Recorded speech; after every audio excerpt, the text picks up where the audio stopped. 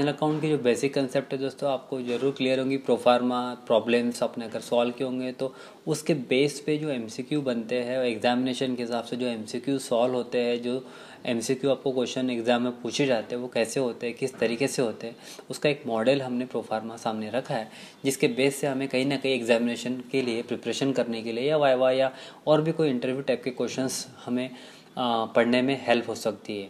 ये क्वेश्चंस की सबसे बड़ी खासियत ये दोस्तों कि आपको ये कंप्यूटराइज अकाउंटिंग के लिए भी काफ़ी हेल्पफुल हो सकता है, बेसिक अकाउंटिंग के लिए भी काफ़ी हेल्पफुल हो सकता है, जिसमें फाइनल अकाउंट बताया जाता है। हमने वो सब कंसेप्ट क्लियर करने की कोशिश की है ताकि हर जो भी हम अकाउंटिंग पढ़ते हैं, जहाँ जहाँ फाइनल अकाउंट बनाया जाता है, उस फाइनल अकाउंट की जो बेसिक कंसेप्ट है उसको उठाई गई है ताकि हर किसी को ये क्वेश्चन की डिटेल कंसेप्ट समझ में आ सके।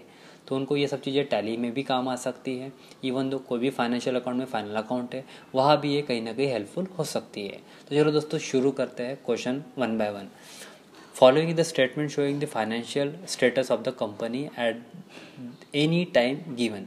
Financial position of the company, financial position trading account नहीं शो करता, पेडल नहीं शो करता, बैलेंस शीट शो करती है कंपनी की फाइनेंशियल पोजीशन। तो कुछ नेक्स्ट क्वेश्चन देखते हैं।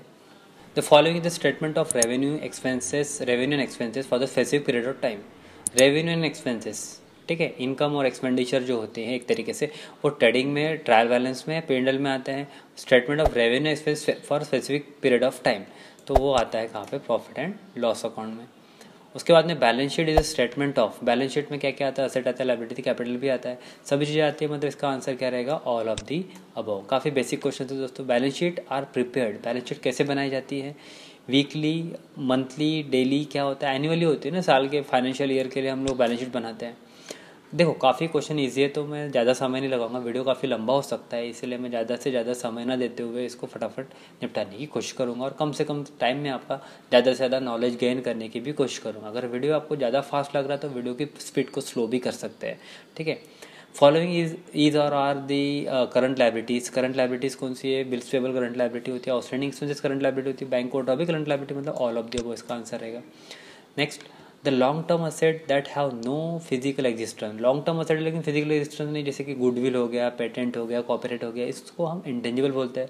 But are the right that have the value is known as, उसको क्या बोलेंगे, intangible asset.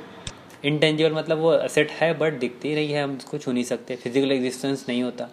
The asset that can be converted into a cash with in a short period. Short period के अंदर जो asset convert होते हैं इसको current asset बोलते हैं, ये बात ध्यान में रखना है आपको। पेटेंट्स, कॉपीराइट, ट्रेडमार्क, इसको हम लोग इंटेंजिबल असेट बोलते हैं, ठीक है, तो ये आपको पता ही होगा। द डेप्ट which are to be repaid within a short period, मतलब उसको करंट लाइबिलिटी में काउंट किया जाता है, जो शॉर्ट टर्म में जाता है, ठीक है, तो इसको करंट लाइबिलिटी बोल सकते हैं। The sale income, sale income जो है credit and cash of the business during the period of is called. Sale income जो होती है कैसे होती है, ट्रांजेक्शन से, सेल रिटर्न से नहीं, टर्नओवर से। जितना टर्नओवर ज़्यादा रहेगा उससे हमें सेल की इनकम होगी, मतलब जितना सेल होगा उतना। Account that record expenses, gain and losses. Personal account तो नहीं है, आपको रूल पता होंगे, गोल्डन रूल, 3 रूल, ठीक है। What comes in, what goes out, receiver account debit, giver account, expenses and losses account debit, और इनकम और गेन क्रेडिट। तो पर्सनल के लिए नहीं बैठता, ये काय के लिए बैठता है, क्या है, एक्सपेंसेस और लॉसेस और गेन के लिए। मतलब इसके लिए कौन सा अकाउंट यूज होता है, नॉमिनल। और दोस्तों नॉमिनल अकाउंट पे पूरा फाइनल अकाउंट बैठा है, क्योंकि एक्सपेंसेस और लॉसेस डेबिट में लिखते हैं हम सभी अकाउंट के, और इनकम और गेन सभी अकाउंट के क्रेडिट में लिखते हैं। Then in a journal the business transaction is recorded same day. Journal में आपको सभी एंट्रियाँ डे बाय डे की पुटअप करनी होती है, जो डेली होती है, उसमें ईयरली नहीं रहती है, ठीक है, ये ध्यान में रखना। बुक कीपिंग, ये थोड़े से कुछ बेसिक और थेरोटिकल क्वेश्चन है, कुछ क्वेश्चन बीच में। Book keeping mainly consist of the which part of the accounting process, analysing नहीं, प्रिपेयरिंग अ फाइनेंशियल स्टेटमेंट बोल सकते हो, but recording the financial statement is a good one, कि फाइनेंशियल स्टेटमेंट रिकॉर्ड करना। Auditing क्या होता है, ऑडिटिंग एक रिपोर्ट जनरेट करवाने के लिए काम आता है, ठीक है। Reporting the financial statement, financial information examination के लिए नहीं, प्रिपरेशन के लिए भी नहीं होती, और मेंटेनेंस के लिए भी नहीं। ये एक रिपोर्टिंग जनरेट करानी होती है कि फाइनेंशियल स्टेटमेंट की रिपोर्ट जो होती है, ऑडिट रिपोर्ट जो बनती है, जो सीए बनाता है, ठीक है।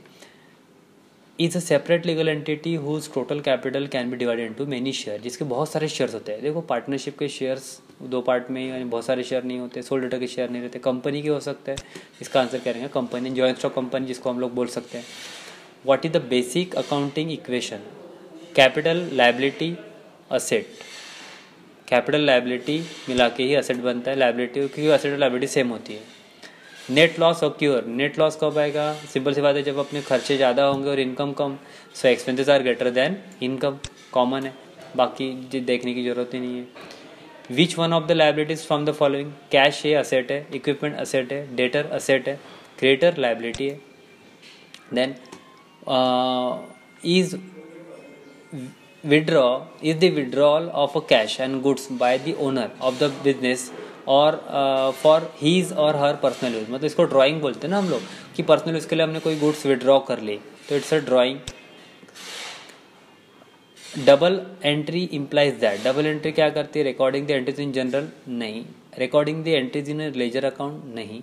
Recording two aspects of every transaction, two aspect कि भाई एक एंट्री हम जैसे ट्रेडिंग में लिख रहे हैं तो दूसरी एंट्री बैलेंस शीट में, जैसे क्लोजिंग स्टॉक ट्रेडिंग के क्रेडिट में और बैलेंस शीट में करंट असेट में। इस तरीके से जो अप्रोच होता है अकाउंटिंग का वो जरूरी होता है। रिकॉर्डिंग एवरी ट्रांजेक्शन बुक, नहीं। ये टू वाला काफ़ी सही लग रहा है क्योंकि डबल एंट्री करते हैं अपन। डिस्काउंट अलाउड, ये क्या है? एक्सपेंसेस है, expense of business, income of business, obviously expenses है, डिस्काउंट देना कस्टमर को। Long term asset having no physical existence, जब भी हमने देखे थे, but processing a value are called, ठीक है। इंटेंजिबल असेट ही बोलेंगे उसको, और कोई असेट है ही नहीं, ठीक है। ये क्वेश्चन शायद मिलता जुलता ही है ऊपर जैसे क्वेश्चन हुआ था इंटेंजिबल वाला।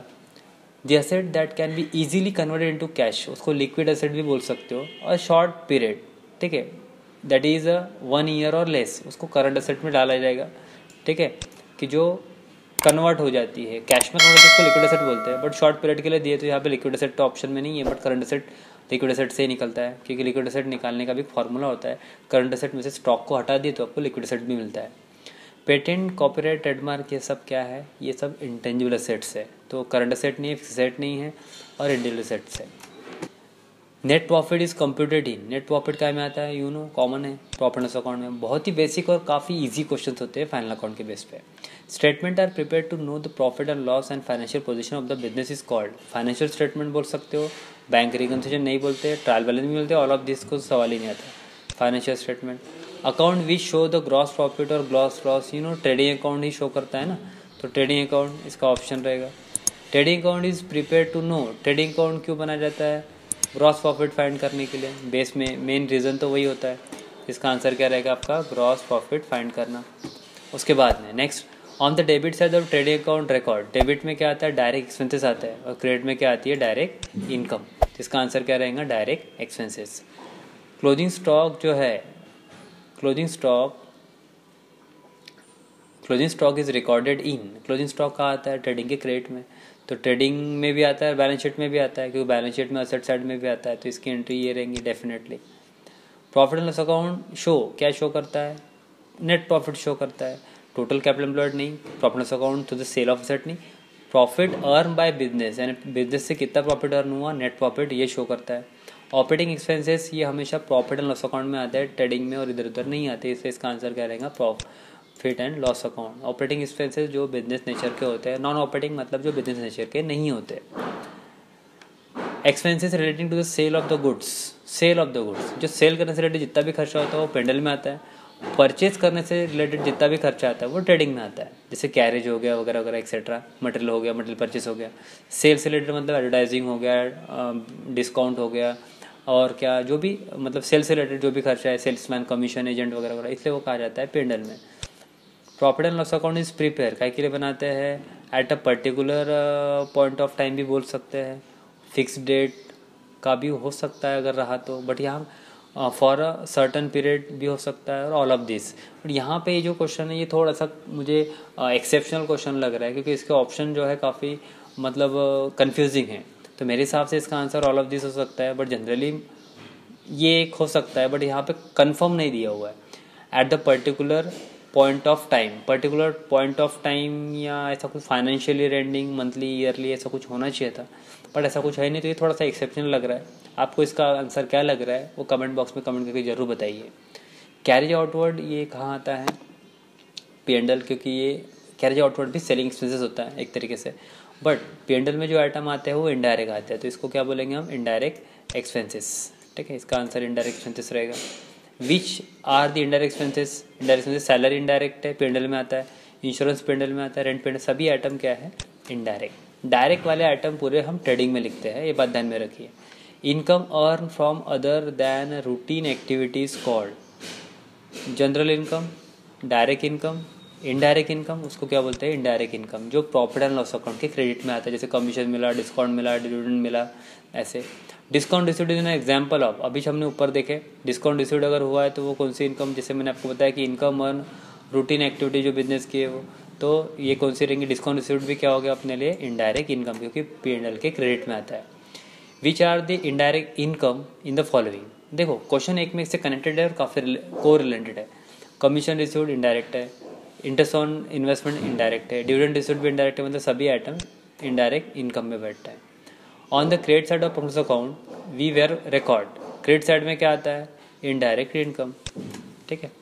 Balance sheet is statement of, balance sheet क्या होता है, असेट आती है, लायबिलिटी, कैपिटल, सभी चीज़ें आती है, तो ये सभी आइटम आएंगे। काफ़ी इजी और काफ़ी कन्वीनियंट और काफ़ी मतलब सिंपल क्वेश्चंस होते हैं फाइनल अकाउंट के बेस पे, बट डिपेंड करता है कि आपको प्रोफार्मा कितना अच्छे से आता है, कितना अच्छे से पढ़े हैं, ये सब। Balance sheet disclose the financial position of a business for a particular period, वही सेम जो ऊपर दिया था। बैलेंस शीट ये ऑल ऑफ दिस कैसे भी हो सकते हैं, डिपेंड करता है कंपनी कितने साल के लिए, वैसे तो फाइनेंशियल ईयर एंडिंग की होती है, फॉर दी पर्टिकुलर ईयर बोल सकते हो, बट यहाँ पे ऑप्शन थोड़े मिसलीडिंग लग रहे हैं, इसलिए मुझे तो यहाँ थोड़ा सा मतलब ऑप्शन जो है थोड़े गड़बड़ लग रहे हैं, ठीक है। तो इसका answer generally all of this में सिलेक्ट करो। आपको क्या लगता है आप कमेंट बॉक्स में कमेंट कर सकते हो, मैं अपने बेसिस से जो जजमेंट लग रहा है वो आपको बताने की कोशिश कर रहा हूँ, और ट्राई कर रहा हूँ कि कम समय के अंदर आपको ज़्यादा से ज़्यादा नॉलेज दे सकूँ और बहुत कुछ एलोबरेट कर सकूँ। Properties things receivable having a certain value own by the business is called asset. जो भी प्रॉपर्टीज से असेट, जो भी हमें वैल्यू जनरेट करते हैं, जो भी हमें बिजनेस से मिलती है, उसको असेट बोलते हैं। Any physical thing that has a money value, physical thing, intangible asset तो फिजिकल है ही नहीं, फिक्टिशियस तो होती ही नहीं है, गुडविल तो दिखती है ही नहीं, असेट ही बोलेंगे उसको, मतलब last option is asset. Asset which have the physical existence, उसको टेंजिबल, देखो जिसको नो फिजिकल एग्जिस्टेंस था दैट इज इनटेंजिबल, बट जो फिजिकल एग्जिस्टेंस जैसे कि motor vehicle, land and building, plant machinery etcetera etcetera, so ये सब क्या होती है आपकी tangible assets. Joint stock company is artificial person created by law, you know definition of joint stock company 1956 act, created by law having common seal and perpetual succession, ठीक है, ऐसा एक डेफिनेशन था बाय लॉ का, थोड़ा थोड़ा मुझे याद है, आपको याद है पता नहीं, ठीक है। प्रीलिमिनरी एक्सपेंसेस क्या होते हैं, मिसलेनियस के हेड में आता है, इसको फिक्टिशियस असेट भी बोलते हैं। ये फिक्टिशियस असेट मतलब वो असेट जो झूठी, बनावटी, दिखावटी जिसको बोल सकते हो।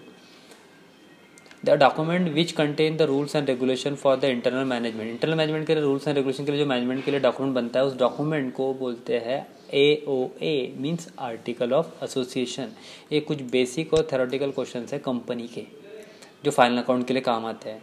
A document which is given companies relationship outside the world, outside, देखो इंटरनल के लिए मेमोरेंडम आर्टिकल है, तो बाहर के लिए वो मेमोरेंडम होता है, MOA, ठीक है। याद है आपने इसके कंटेंट वगैरह पढ़ेंगे, name clause, capital clause, object clause, ऐसे कुछ जो भी, ठीक।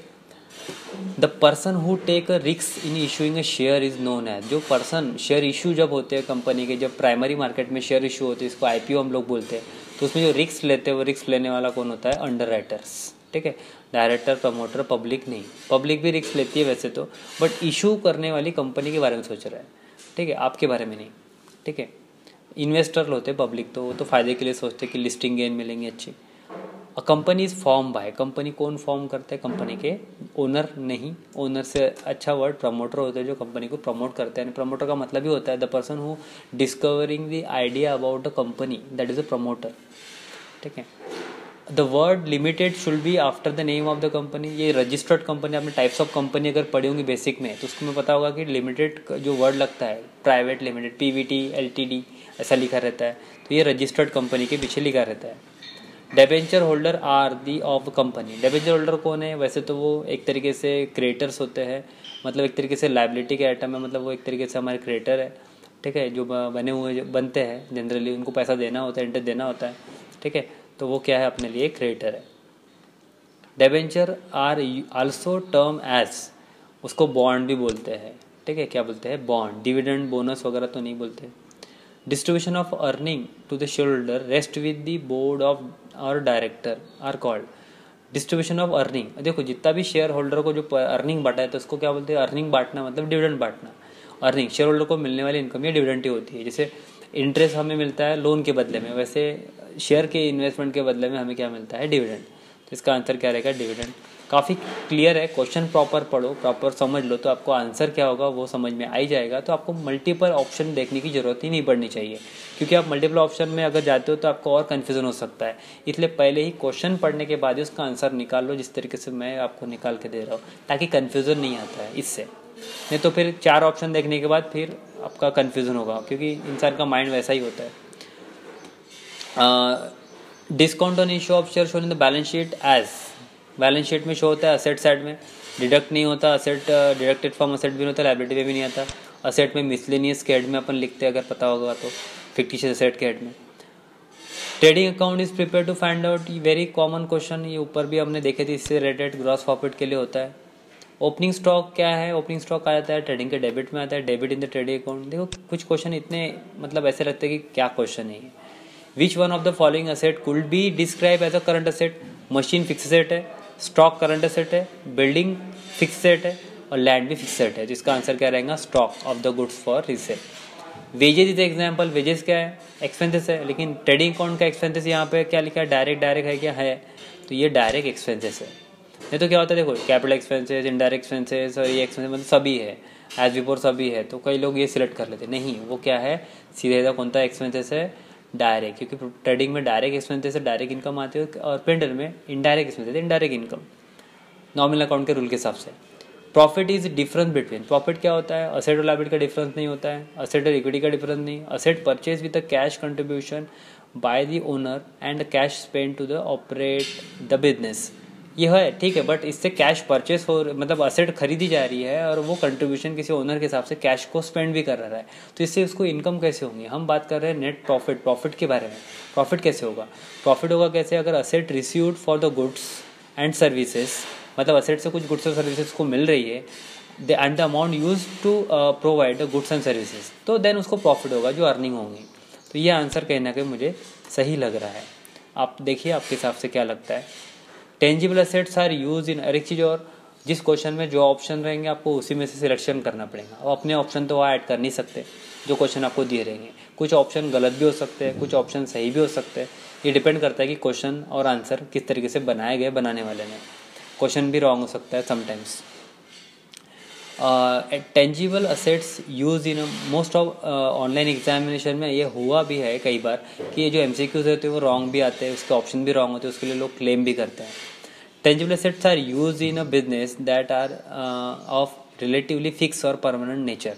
परमानेंट नेचर के हिसाब से जो होती है टेंजिबल, उसको हम लोग रेवेन्यू कैपिटल नहीं बोलते, उसको फिक्स असेट बोलते हैं, जो वन टाइम और फ्यूचर के लिए होती है, उससे 1 ईयर और उससे कम के लिए होती है उसको करंट असेट बोलते हैं। Profit and loss account would not include, salary आता है पेंडल में, ड्राइंग नहीं आता, ड्राइंग पेंडल में नहीं आता, यही एक आइटम है, बाकी सभी आते हैं। Current liabilities are those obligation which are to be satisfied within. Current liability short term के लिए, करंट मतलब करंट असेट हो, करंट लाइबिलिटी शॉर्ट टर्म के लिए होती है, 6 महीने के लिए हो सकती है, 1 साल के लिए भी हो सकती है, 2 साल के लिए नहीं रहेंगी। इसका मतलब A और B ये आंसर सही है।